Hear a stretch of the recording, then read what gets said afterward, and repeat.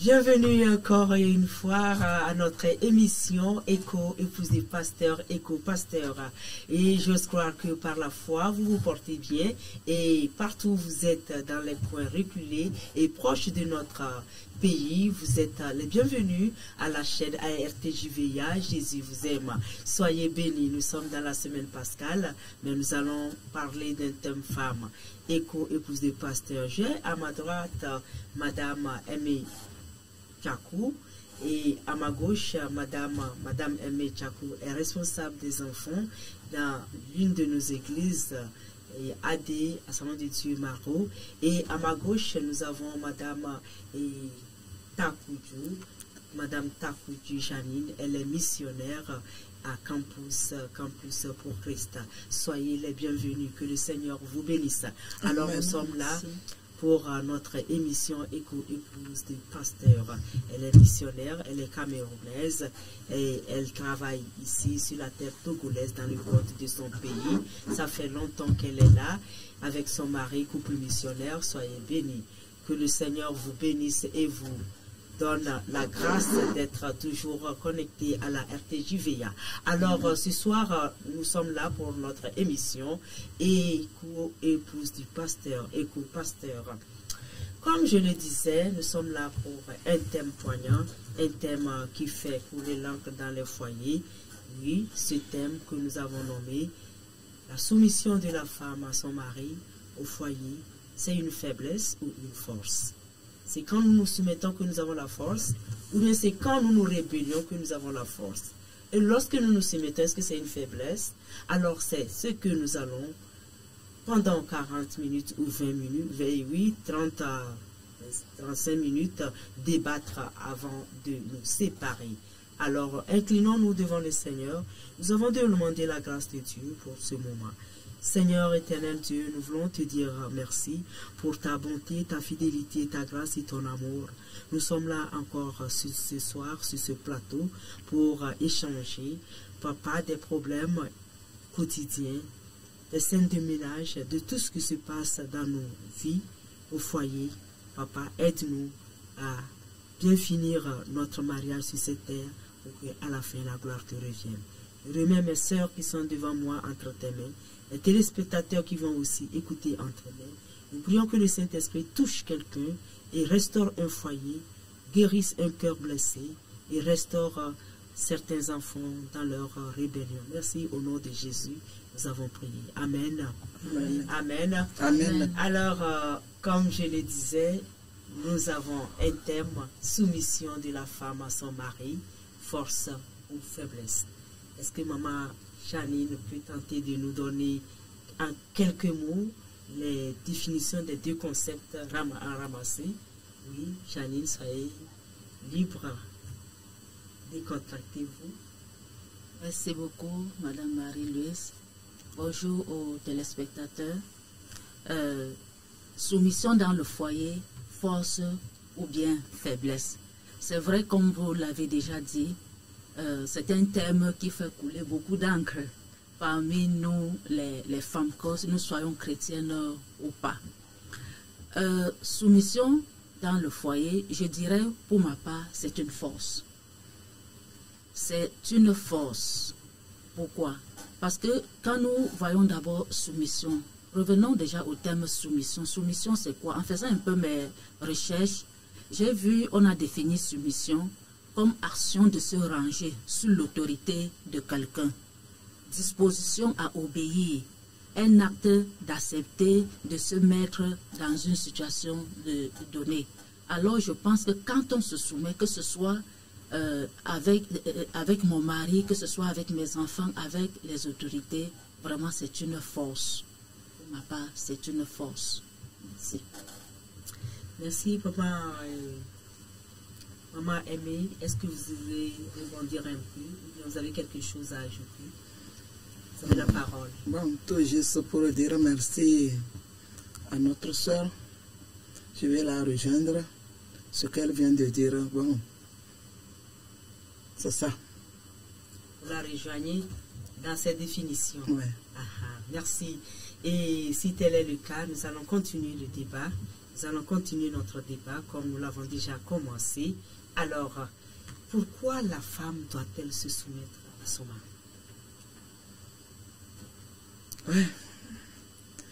D'abord, nous allons voir ça, que c'est une ordonnance. La Bible nous dit, femme, tu vas obéir ton mari, tu vas te soumettre à ton mari. Donc, c'est une ordonnance divine de Dieu. C'est une ordonnance. La Bible a dit clairement dans Genèse, femme soumettez, et dans, comment l'appelle-t-on, Éphésiens 6, que la femme doit se soumettre à son mari. Et le mari doit aimer sa femme. Oui, aimer. Et Janine? Oui, pour répondre à la question, la femme doit se soumettre à son mari. Je vais rejoindre ce que maman Aimée a déjà dit. Revenons même déjà depuis la Genèse. La Bible nous dit dans Éphésiens 5, versets 15 à 16, que la femme a conçu l'homme et la femme égaux quant à leur valeur. Dieu a conçu l'homme et la femme égaux quant à leur valeur, mais avec des tâches bien définies, bien différentes. Donc, la femme, Dieu aussi a conçu l'homme et la femme comme des êtres interdépendants. C'est ce que la parole nous dit dans 1 Corinthiens 11, le verset 11. Donc ici, quand nous regardons l'ordre divin, la femme sage doit comprendre ses responsabilités-là. Parce que Dieu a fait du foyer, de la relation, le chef de la famille. Donc, et Dieu a fait de la femme aussi une aide. La parole de Dieu nous le dit très bien. Une aide qui est comme un soutien, comme une collaboratrice. Donc, Dieu attend que la femme puisse entrer dans ce plan-là pour pouvoir accomplir ses responsabilités. Et l'une des responsabilités de la femme envers son mari, c'est de soutenir son mari en lui apportant son soutien qui permet que l'homme puisse se sentir vraiment homme. La Bible nous le dit dans Proverbe 21, verset 11. Donc, le soutien de la femme engage son mari à être un homme pieux, à être un homme vraiment sûr de lui. Et la soumission, le soutien que la femme peut apporter auprès de son mari, moi j'appelle ça soumission. La soumission, le soutien, la soumission. Et la Bible nous le recommande. C'est un commandement. Femmes, soyez soumises à votre mari. Éphésiens 5, versets 22 à 23. Parce que le mari est le chef de la femme. Et puis, je pense aussi que la femme doit se soumettre à son mari pour avoir un équilibre. Pour avoir un équilibre même, non seulement pour elle-même. Parce que quand tu te soumets, vraiment, tu gagnes dans beaucoup de choses. Même avec son mari, avec ses enfants, même dans la société, quand tu as une femme soumise, tu seras récompensé, tu vas beaucoup gagner en ce qui concerne la soumission de la femme. Merci. Oui, je vais revenir un moment avec tes enfants à l'église, tes enfants à la maison, ton mari. Oui. Oui, ce que la sœur vient de dire, exactement, c'est ça. Une femme qui est soumise à son mari a beaucoup de bénédictions. Qui a beaucoup de bénédictions. Par exemple, tu veux, dans ton boulot, même toi-même, tu veux dans ton travail, tu as toujours la bénédiction de Dieu. Oui, c'est ça. Oui, dans ton travail, dans ton boulot, dans ta tâche que tu exerces quotidiennement, dans ton activité. Dans ton activité quotidienne, tu dois soumission, que ce soit à ton chef hiérarchique, à ton directeur, à ton responsable, à une figure d'autorité. La soumission est payante. La soumission est payante, tout à fait. Merci pour... Et je voulais compléter là-bas, même dire que c'est en ce temps-là, on dit que regardez la dame là. Regardez la dame là. Est-ce que l'autre elle est bête? Donc déjà, toi-même la femme, tu es à l'aise partout. On te donne ta place. Ça. Et je veux dire aussi, revenant au verset comme je viens de le dire, la Bible nous dit, la femme doit se soumettre à son mari comme au Seigneur. Donc de la même façon que tu te soumets au Seigneur, tu dois aussi te soumettre à ton mari. Ne dis pas que non, il est ceci, cela, est-ce qu'il est Dieu? Il est le petit Dieu. Nous avons le Dieu qui est notre être suprême, mais ton mari est le petit Dieu. Donc de la même considération que tu as pour Dieu, tu dois aussi l'avoir pour ton mari, parce qu'il est le chef. Hein? Christ est le chef de l'Église, le chef de l'homme, et le mari aussi est le chef de la femme. Donc je lui dois vraiment soumission, autant que je le fais pour le Seigneur.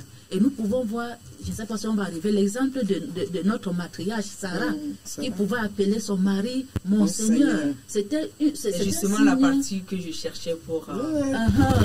C'était un signe de soumission, de respect et d'amour. Et d'amour, mon Seigneur. Imaginez, vous appelez votre mari mon Seigneur, mon roi. Ça va lui faire quelque chose dans le cœur. Dans le cœur, mon Seigneur. Donc vraiment... on a beaucoup à gagner quand nous nous soumettons en tant que femmes, quel que soit le rang que nous occupons même dans la société. La soumission. Le Seigneur aime, le Seigneur bénit la femme qui se soumet. Oui, le Seigneur aime et le Seigneur bénit la femme qui se soumet.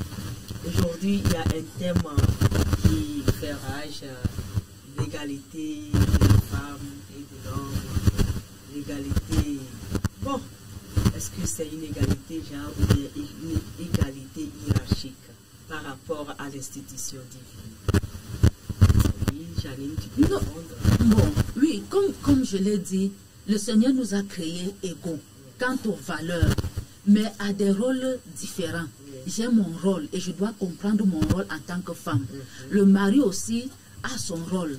Et quand nous deux, nous jouons nos rôles, vraiment, il y a l'harmonie dans le couple. La Bible nous dit que c'est au mari d'aimer sa femme. Si l'homme aime son mari, il n'y aura pas de problème. Et à moi, la femme, le Seigneur m'ordonne à me soumettre à mon mari. Je dois vivre dans la soumission. Donc si le mari joue son rôle et que moi aussi je comprends mon rôle, je joue mon rôle, je pense que il n'y aura pas de problème. Nous allons vivre une vie harmonieuse et épanouie si nous comprenons vraiment chacun son rôle. Et si j'ai posé cette question expressement, je suis présidente de la République, je suis peut-être Premier ministre, je suis ministre, je suis directrice du cabinet, je suis directeur ou directrice dans mon institution. Et j'ai un époux et à qui je dois soumission. Voilà. Mais au service, il y a des milliers de personnes qui se soumettent à mon autorité. Et donc, je reviens à la maison. Est-ce que je peux être tentée de bafouer l'hiérarchie institutionnelle divine pour proclamer ou bien pour réclamer la soumission de mon mari à moi? Au fait, là-bas c'est très simple. Nous allons parler de la maison. La maison, c'est la maison. Le service, c'est le service. Et quand tu quittes de la maison pour aller au service, tu sais en même temps que quand tu arrives là-bas, c'est une autre méthode. Mais quand tu reviens à la maison, toujours tu es épouse de X. Et carrément, tu vas lui donner ses respects.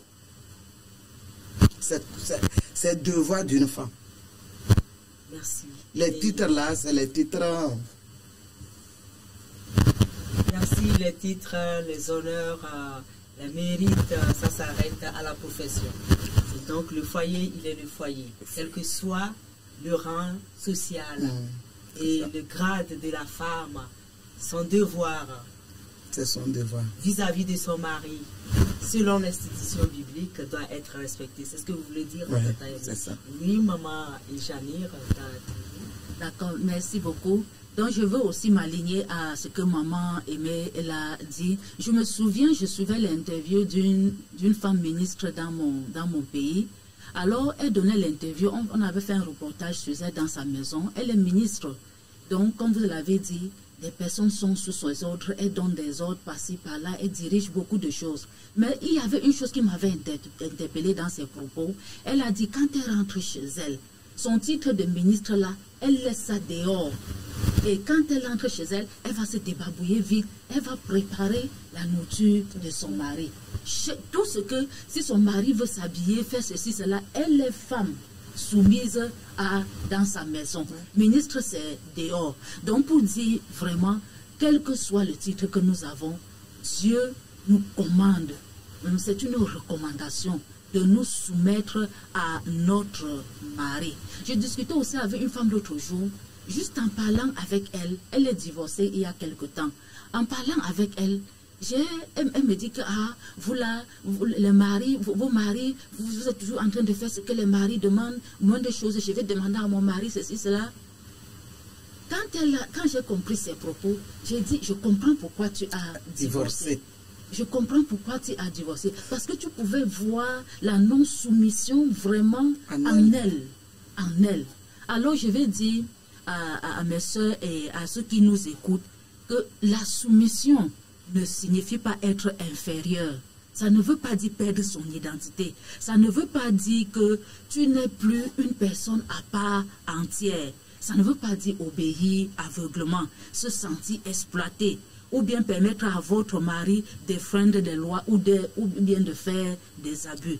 Qu'est-ce que la soumission? Pour moi, la soumission, c'est quoi? C'est répondre à votre mari en considérant le plan de Dieu pour le couple. Ça veut dire en considérant la volonté de Dieu. Et la volonté de Dieu, c'est quoi? La volonté de Dieu me dit de me soumettre à mon mari, de partager les choses avec lui. Donc, quand je me soumets, je ne pêche pas. Je ne pêche pas, je suis juste en train d'accomplir le plan de Dieu dans mon foyer. Parce que encourager mon mari à lui montrant les bonnes dispositions, à lui obéir, répondre à sa direction de mari. Donc, j'honore la parole de Dieu quand je me soumets dans mon couple. Merci, j'honore la parole de Dieu quand je me soumets à mon couple ou à mon vis-à-vis. Oui, vous voulez dire quelque chose, maman aimée? C'est bon. Expressement, je voulais qu'on lise ce verset que vous avez cité vous-même dans la parole de Dieu, parce que le verset dit expressément, femmes, soyez soumises à vos maris comme au Seigneur. Et nous l'avons cité tout à l'heure, Madame Tatougou l'a cité en disant que Abraham et comment on appelle Sarah étaient soumises à son mari et l'appelaient Seigneur. Et car le mari est le chef de la femme. Comme Christ est le chef de l'Église, qui est son corps et dont il est le sauveur. Donc l'identité de la femme se résume à l'identité de son mari. C'est-à-dire lorsque la femme reconnaît sa place dans le foyer et elle est à l'aise. Là justement, je vais revenir à mon thème. Est-ce que c'est la soumission qui va donc me donner la paix, la liberté de vivre ma vie d'épouse épanouie comme femme épanouie dans le foyer, ou bien c'est en me rebellant de me soumettre à mon mari que je serai plutôt esclave de ce mari et qui sera un mari peut-être autoritaire et qui ne pourra pas me donner la latitude ou bien la permission de faire ce que je veux. Oui. En tout cas, ce que moi je vais dire est court. Tout juste pour dire que si tu veux la paix, tu dois être soumise.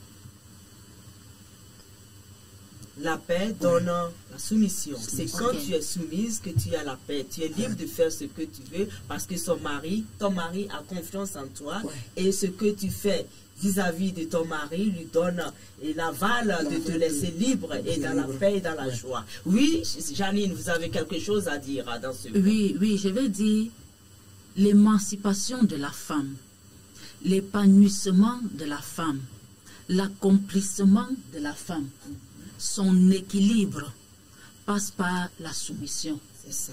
La soumission à Dieu, la soumission à son mari, la soumission à son entourage, la soumission à ses supérieurs, la soumission à tous.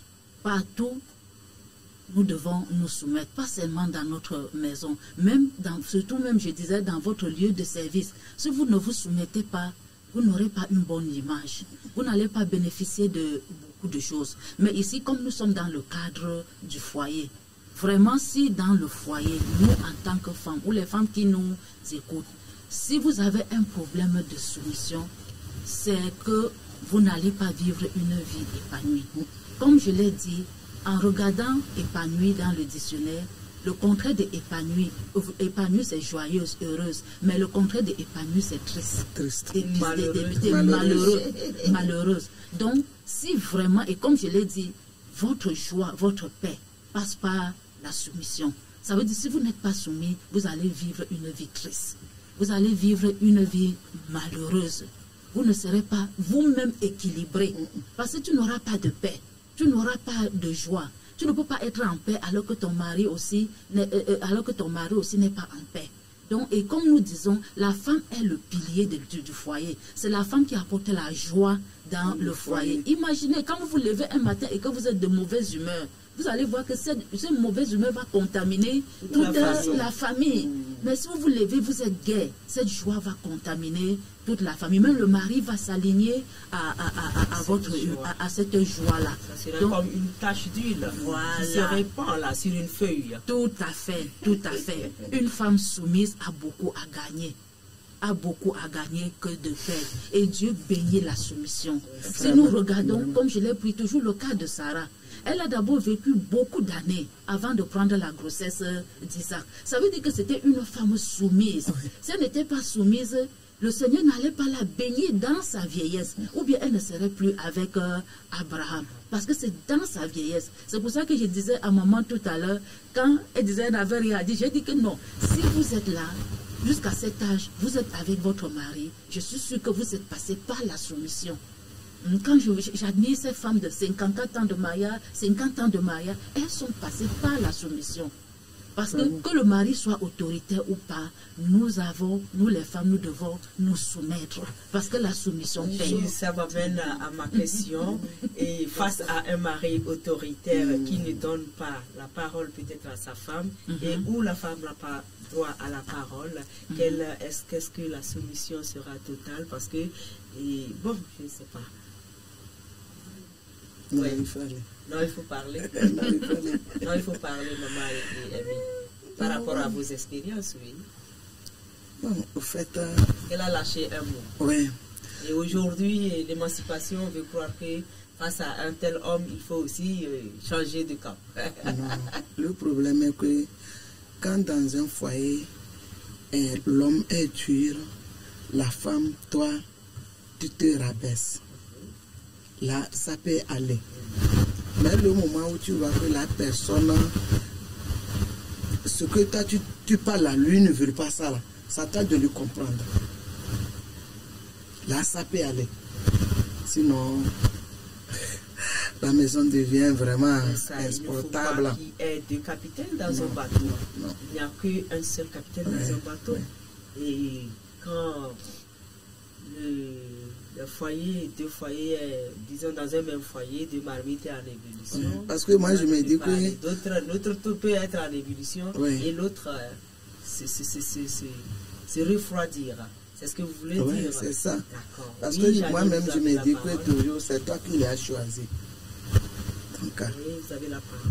Oui, je veux dire, pour les hommes autoritaires, si j'ai un mari autoritaire, comme je l'ai dit, 1 Corinthiens 7, verset 13 à 17, nous dit, d'abord le verset 16, comment pourrais-tu être sûr, toi, femme chrétienne, que tu sauveras ton mari? Ou comment pourrais-tu être sûr, toi, mari chrétien, que tu sauveras ta femme? Parce que je comprends ici mari autoritaire. C'est moi qui dis, ça peut être un peu comme quelqu'un qui ne connaît pas le Seigneur, oui, qui ne connaît pas Dieu Christ. Alors, si mon mari est autoritaire, je dois beaucoup faire attention à ma façon de me comporter. Je dois combattre cette autorité-là, déjà d'abord dans la prière.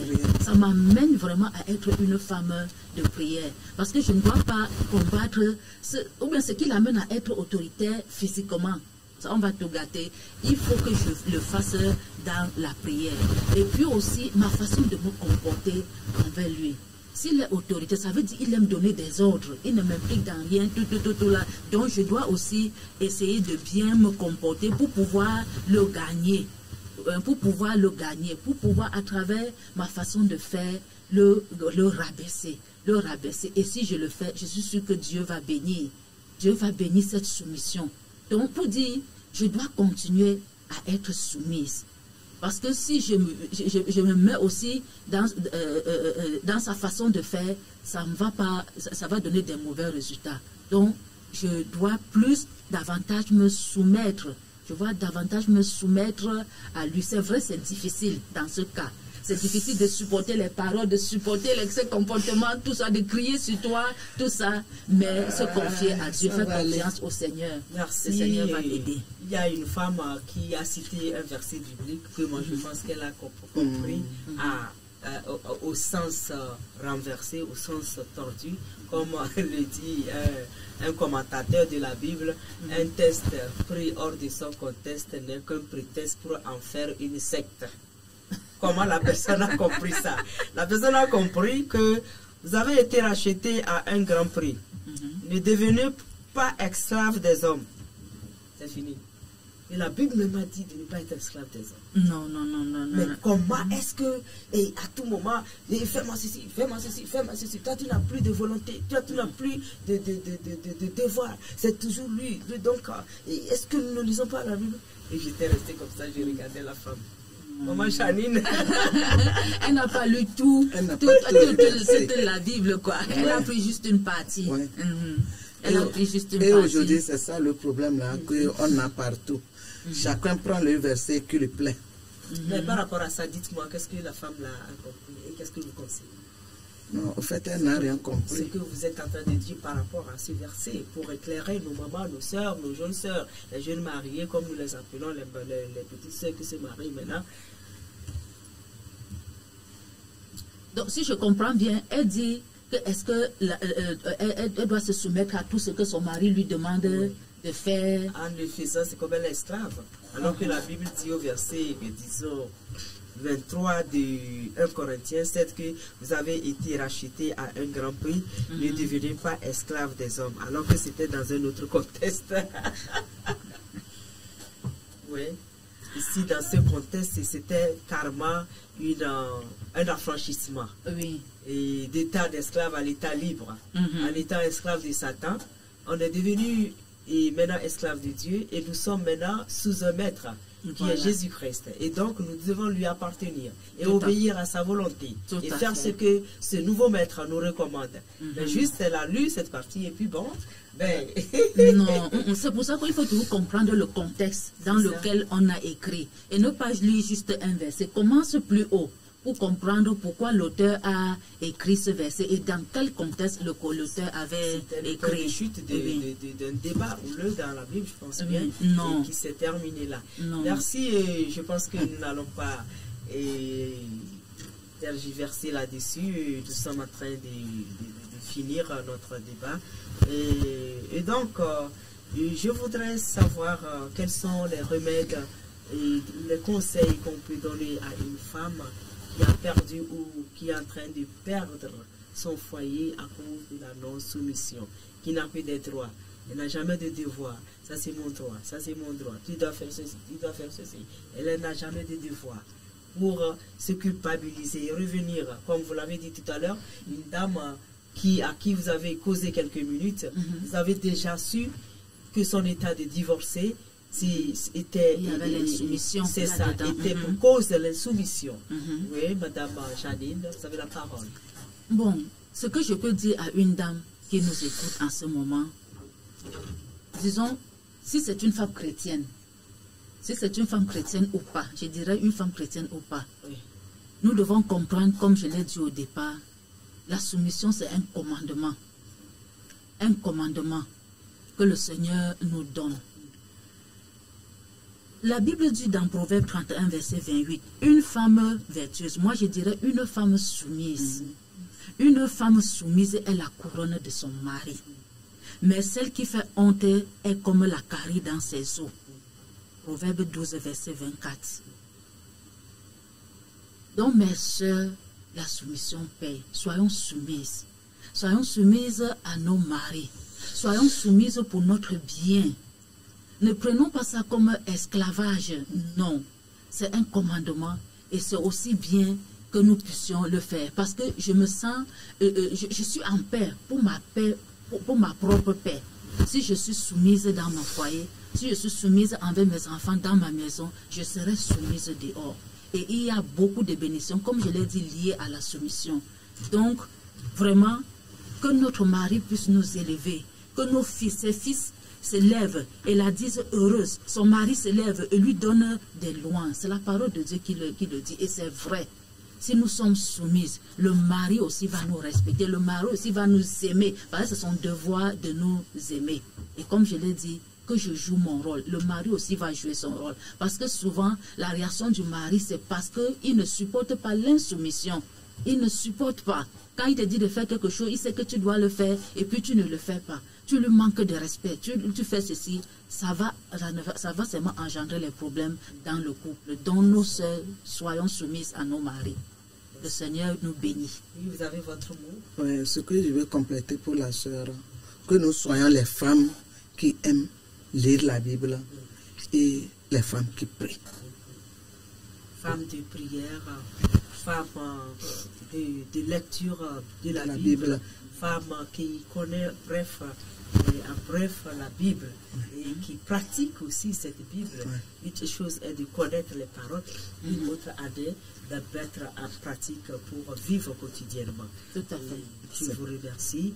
Et nous avons débattu d'un thème qui est un peu important, je juge, dans les foyers et qui fait vraiment, qui brûle les torchons partout. C'est la soumission de la femme à son foyer. Mais nous avons, notre thème était la soumission de la femme, est-ce une faiblesse ou une force?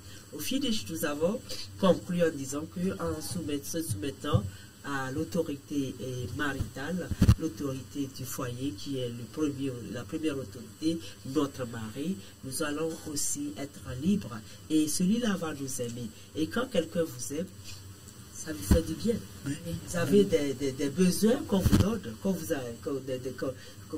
vous comble.